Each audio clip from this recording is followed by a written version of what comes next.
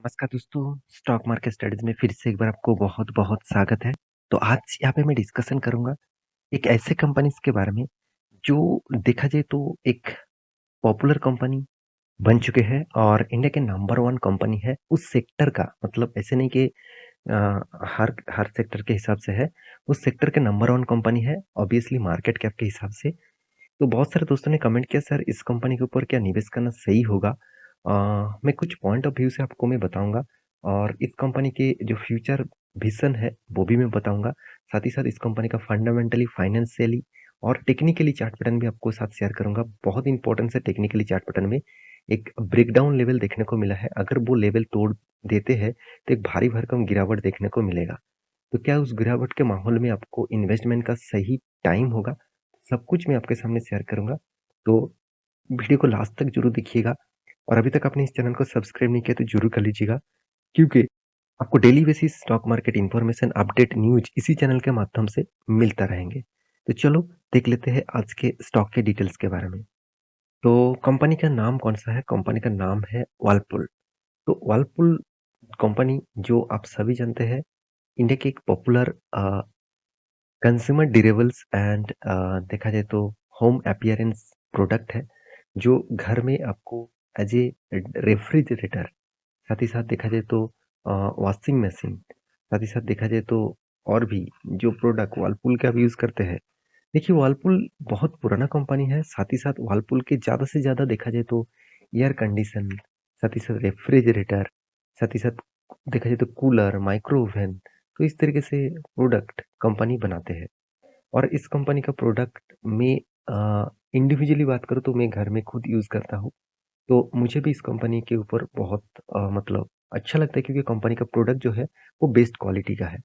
देखिए जब कोई भी प्रोडक्ट आप खुद यूज़ करते हैं ना और उस प्रोडक्ट के आप मतलब पूरा का पूरा डेटाबेस आपको ना पता चले, उस प्रोडक्ट का अगर आपको डिटेल्स पता चले कि हाँ, इस प्रोडक्ट ठीक है, तो उस कंपनी के ऊपर आप भरोसा थोड़ा-सा कर सकते हैं। मतलब आपके ओपिनियन के हिसाब से भरोसा कर सकते हैं। बाकी देखिए बाकी पैरामीटर्स तो प्रोडक्ट अच्छे होने से नहीं होगा, मार्केट में किस तरीके से चल रहा है वो देखना ज़रूरी है, ठीक है? तो चलो इस कंपनी का डिटेल्स क्या है? क्या इस कंपनी के ऊपर सही में निवेश करना चाहिए? सब कुछ मैं डिस्कशन करूँगा। तो सबसे पहले मैं चार्ट पैटर्न के ऊपर आपको लेके जाऊँगा। चार्ट पैटर्न आप देखेंगे तो 1 मंथ में करीबन 5% तक लॉसेस देखने को मिला। ऑब्वियसली क्रैश होने के पीछे कोई और कोई कंपनी का इंडिविजुअली कोई प्रॉब्लम्स नहीं है। ऑल ओवर ग्लोबली मार्केट में प्रॉब्लम है। इंडियन मार्केट में अदानी ग्रुप के कारण प्रॉब्लम्स है। तो ये सारे कारण एक साथ जुड़कर हर कंपनी के ऊपर प्रेशर बना रहा है। क्योंकि देखिए आप सभी जानते हैं इस कंपनी 16,000 करोड़ का मार्केट कैप है। एक small cap and mid cap type company बोल सकते हैं। इतना छोटा-सा कंपनी है। तो इसमें हमेशा प्रेशर रहते हैं। अगर मार्केट में गिरावट आए, तो इस तरीके से कंपनी के ऊपर प्रेशर हमेशा रहेगा। और 6 मंथ के अराउंड आस-पास देखा जाए तो 6 मंथ में 27% का लॉसेस कंपनी दे चुके हैं, 27%। तो 1 साल में देखेंगे तो 1 साल में कंपनी 21% का यहाँ पे ऑब्वियसली नेगेटिव रिटर्न दिया। तो 5 साल में क्या हुआ? 5 साल में भी 13% तक लॉसेस दिया। तो देखिए हर साल में कंपनी आपको लॉसेस ही दिया। फिर मैक्सिमम चार्ट पे ओपन कर दूँ तो 800% का आपको प्रॉफिट मिला। और वो भी देखिए जब से कंपनी जर्नी किया तब से लेकर अप 10 में था और 2021 में करीबन जनवरी मंथ से कंपनी के ऊपर लगातार 1 साल के अंदर बिग क्रैश देखने को मिला।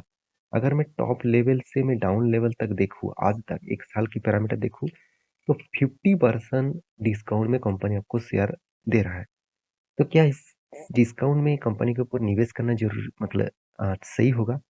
देखिए मैं 2 पॉइंट्स आपके साथ में ज़रूर कहूँगा। एक रिपोर्ट के हिसाब से बताया जा रहा है कि ये ग्लोबली जो मतलब प्रॉब्लम्स ग्लोबली जो मतलब देखा जाए तो क्लाइमेट का जो चेंजिंग उस हिसाब से गर्मी बहुत ज़्यादा बढ़ेगा। मतलब बहुत ज़्यादा गर्मी बढ़ेगा उसके कारण हर लोगों के घर में एसी हो गया, रेफ्रिजरेटर हो गया, वॉशिंग मशीन हो गया, तो इस तरीके से चीज़ वो खरीदारी करेंगे। हाँ, गर्मी के कारण हाँ, वॉशिंग मशीन नहीं खरीदारी करेंगे। रेफ्रिजरेटर और एयर कंडीशन ये दोनों चीज़ खरीदारी करेंगे। और व्हर्लपूल जो आप देखेंगे मार्केट के हिसाब से कौन-सा कंट्री में कितना ज़्यादा गर्मी है, जिसके कारण एयर कंडीशन सबसे ज़्यादा बेचा जाता है। आप ध्यान से देखेंगे ब्राज़ील जो 41% के आस-पास। उसके बाद देखिए चिली हो गया, कोलंबिया हो गया। तो इस तरीके से अलग-अलग कंट्रीज़ है, अलग-अलग कंट्रीज़ है। यहाँ पे आप ध्यान से देखेंगे तो इंडिया का नाम अभी तक नहीं आया, इंडिविजुअली नहीं आया, अदर्स के हिसाब से वो है। फिर भी इंडिया का नाम भी जल्द से जल्द आने वाला है। ये 2019 का डेटा है, उसके बाद मुझे डेटा नहीं मिला।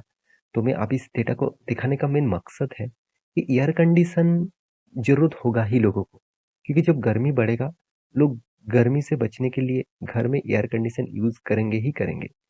तो आप एक चीज़ याद रखना, आपको हमेशा उस कंपनी के ऊपर फोकस होना चाहिए, जो कंपनी फ्यूचर में एक ग्रोथ पोटेंशियल लेके आ सकते हैं। और वर्लपूल जैसे कंपनी तो एक ब्रांडेड कंपनी है, और इस कंपनी आज का नहीं, बहुत पुराना कंपनी भी है। तो उस हिसाब से इस कंपनी के ऊपर आपको फोकस रखना चाहिए। देखिए, आप किसके ऊपर निवेश करेंगे वो अलग बात है, निवेश करना आपके हाथ में है। आपको ये देखना जरूरी है कि आप जिस कंपनी के ऊपर निवेश करने जा रहे हैं, क्या उसका फ्यूचर विजन क्या है। देखिए, मुझे इस कंपनी में कुछ स्ट्रेंथ अच्छा लगा, कुछ पॉइंट्स वीकनेस भी लगा, वो चलो मैं आपके साथ शेयर करता हूँ। मार्केट कैप के हिसाब से 16,760 के आसपास करोड़ का मार्केट कैप है। चलो मैं पहले ही बता चुका हूँ, एक स्मॉल कैप टाइप कंपनी है। और कंपनी हाई कितने किए थे, 1900 के आसपास, और लो कितने किए थे, 1217 के आसपास। अभी देखा जाए तो कंपनी 52 के लो के आसपास ट्रेड कर रहा है। तो कंपनी का पी रेशियो ऑब्वियसली बहुत हाई है। इंडस्ट्रीज पी रेशियो के हिसाब से रिटर्न ऑफ कैपिटल एम्प्लॉयड और रिटर्न ऑफ इक्विटी दोनों के आसपास देखा जाए तो कंपनी 10% के आसपास return of equity and return of capital employed देखने को मिला। डेप्थ के बारे में बात करूँ तो कंपनी के पास कोई भी कर्जा नहीं है। ये पॉइंट सबसे मुझे पॉजिटिव लगा, क्योंकि जब कोई कंपनी के अंदर डेप्थ नहीं होता, वो कंपनी एक पॉजिटिवली काम कर सकते हैं। अगर उसका प्रॉफिट रेशियो कम भी हो जाता, तो फिर भी उसको कुछ फर्क नहीं पड़ेगा, क्योंकि उसको इंटरेस्ट नहीं देना पड़ेगा। तो डेप्थ के मामले में कंपनी का कोई भी कर्जा नहीं है। तो कंपनी के जो अर्निंग पर शेयर के बारे में बात करूँ तो 18.5%, 19% के आसपास देखने को मिला। डेट ऑफ डे के बारे में बात करूँ तो 25% के आसपास देखने को मिला। एंटरप्राइजेस वैल्यूज कितना है, करीबन 15,000 करोड़ के आसपास। तो एंटरप्राइजेस वैल्यूज और market cap to value same to same है। इसका मतलब दूसरे कंपनी के ऊपर कंपनी निवेश नहीं करके रखा।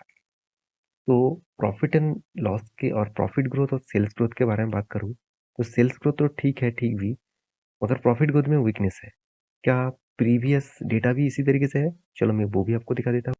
देखिए, प्रीवियस डेटा बता रहा है कि कंपनी का सेल्स डाउन है, प्रॉफिट तो नेगेटिव में है। रिटर्न के मामले में 10 साल में कंपनी 20% तक रिटर्न दिया, बाकी सारे सालों में कंपनी का रिटर्न नेगेटिव में चला गया। रिटर्न ऑफ इक्विटी के बारे में बात करूँ तो कंपनी का रिटर्न ऑफ इक्विटी भी नेगेटिव देखने को मिला। प्रॉफिट, नेट प्रॉफिट के बारे में बात करूँ तो कंटिन्यूअसली नेट प्रॉफिट क्या हो रहा है, यहाँ पे धीरे धीरे कम होता जा रहा है। तो इसका मतलब कंपनी के ऊपर एक प्रेशर तो है ही, और साथ ही साथ मार्केट में बहुत सारा कंपटीशन है। अब इसका कंपटीटर के हिसाब से बात करूँ, आप देखेंगे तो वर्लपूल जैसे कंपनी बजाज इलेक्ट्रॉनिक्स इलेक्ट्रिकल के साथ कंपटीशन कर रहा है। बजाज भी एक स्ट्रॉन्ग कंपनी है। टीटी के प्रेस्टीज, इसका जिसका मार्केट कैप उतना ज़्यादा नहीं है, फिर भी उस सेक्टर के हिसाब से देखा जाता है। तो मैं ओरिएंट इलेक्ट्रिक, इस तरीके से कंपनी भी टक्कर लेने के लिए खुद कोशिश कर रहा है। तो कंपनी के कैश फ्लो के बारे में बात करें, कंपनी कैश फ्लो को भी मेंटेन कर रहा है। इन्वेस्टर की बात करूँ तो इन्वेस्टर इंडिविजुअली प्रोमोटर 75% होल्डिंग रखा है। देखिए, प्रोमोटर के पास ज़्यादा होल्डिंग है तो अच्छी बात है, फिर भी ज़्यादा होल्डिंग होना भी बुरी बात है मेरे हिसाब से, क्योंकि प्रोमोटर के पास ज़्यादा हिस्सेदारी रहेंगे तो अदानी जैसे काम वो करेंगे। अदानी मोनो खुद डिसाइड करते थे क्या होने वाला है, क्या करना चाहिए। अगर प्रोमोटर के पास होल्डिंग कम रहेंगे, इंस्टीट्यूशन के पास, इन्वेस्टर के पास होल्डिंग रहेगा, तो वो कुछ डिसीजन लेने से पहले, प्रोमोटर कुछ डिसीजन लेने से पहले इस तरीके से डेटा को जो वो जरूर फॉलो करता। फिर भी एफआईएस और डीएस के पास होल्डिंग तो है। और ध्यान से देखेंगे तो यहाँ पे देखिए, हायर लेवल से देखा है तो लगातार लगातार बिग क्रैश देखने को मिला। और मैं आपको जो इंपॉर्टेंट पॉइंट्स में बताने वाला था, इस रेंज को अगर तोड़ता है तो नेक्स्ट जो रेंज रहेगा 1090 रुपीज़ के आसपास, और उसके बाद जो रेंज रहेगा वो 870 रुपीज़ के आसपास। यहाँ पे रेंज लगातार लगातार डाउन साइड में देखने को मिला है। तो मेरे हिसाब से यहाँ पे थोड़ा सा संभल के काम करिएगा, और एक बार रिसर्च करिएगा। अगर आपको इस कंपनी में भरोसा लगते हैं कि हाँ, फ्यूचर में इस कंपनी का ग्रोथ होने वाला है, तो अभी से इस कंपनी के ऊपर स्टडी कर सकते हैं। और बाकी आप स्मार्ट इन्वेस्टर है, उसके हिसाब से काम करिए। तो मेरे इस वीडियो कैसे लगा जरूर कमेंट करना। इसी तरीके से कंटिन्यूअसली वीडियो पाने के लिए चैनल को सब्सक्राइब भी करना। मिलते हैं नेक्स्ट वीडियो में, तब तक के लिए अच्छे से रहिए, अपने ख्याल रखिए, बाय बाय।